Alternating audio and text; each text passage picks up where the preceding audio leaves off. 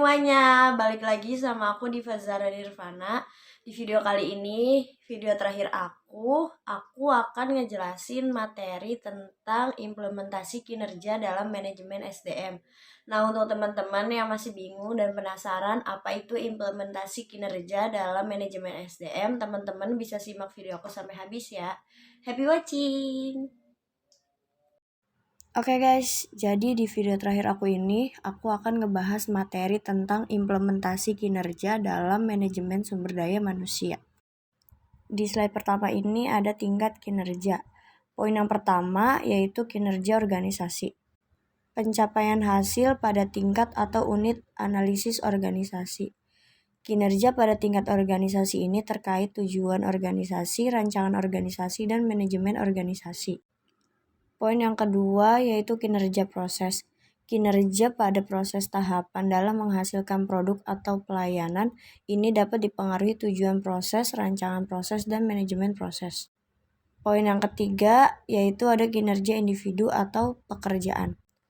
Pencapaian atau efektivitas pada tingkat pegawai atau pekerjaan ini dipengaruhi tujuan pekerjaan, rancangan pekerjaan, dan manajemen pekerjaan serta karakteristik individu menurut Rumler dan Bress tahun 1995. Kemudian selanjutnya ada garis besar kategori arti kinerja. Menurut Bernardin tahun 2001, kinerja merupakan catatan hasil yang diproduksi atau dihasilkan atas fungsi atau aktivitas selama periode waktu tertentu. Kinerja sebagai hasil bukan karakter, sifat, dan perilaku. Menurut Richard tahun 2003, kinerja sebagai hasil juga terkait dengan produktivitas dan efektivitas. Produktivitas merupakan hubungan antara jumlah barang dan jasa yang dihasilkan dengan jumlah tenaga kerja, modal, dan sumber daya yang digunakan dalam produksi itu. Kinerja merujuk pengertian sebagai perilaku merupakan seperangkat perilaku yang relevan dengan tujuan organisasi atau unit organisasi tempat orang bekerja. Kinerja merupakan sinonim dengan perilaku. Kinerja adalah suatu yang secara aktual orang kerjakan dan dapat diobservasi. Kinerja mencakup tindakan-tindakan dan perilaku yang relevan dengan tujuan organisasi. Kinerja bukan konsekuensi atau hasil tindakan, tetapi tindakan itu sendiri. Selanjutnya ada definisi kinerja. Menurut Rudanbiar tahun 1981, kinerja adalah pencapaian hasil.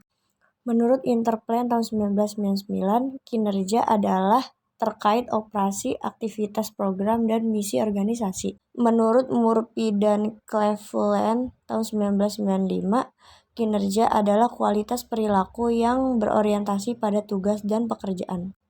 Menurut Stoner tahun 1978, kinerja adalah fungsi dari motivasi, kecakapan, dan persepsi peranan.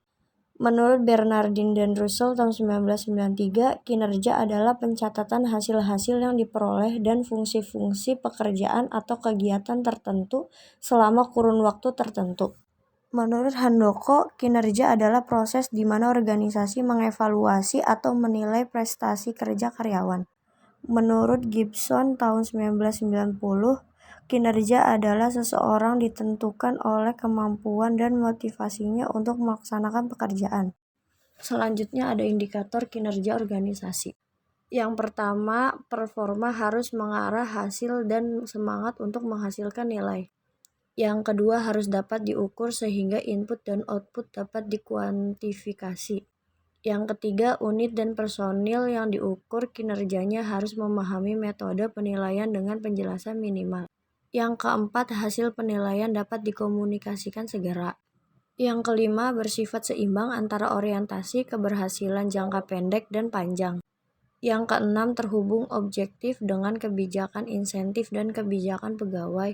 Dan yang terakhir, ketujuh, bersifat seimbang antara orientasi keberhasilan jangka pendek dan panjang. Dan yang terakhir ada faktor peningkatan kinerja.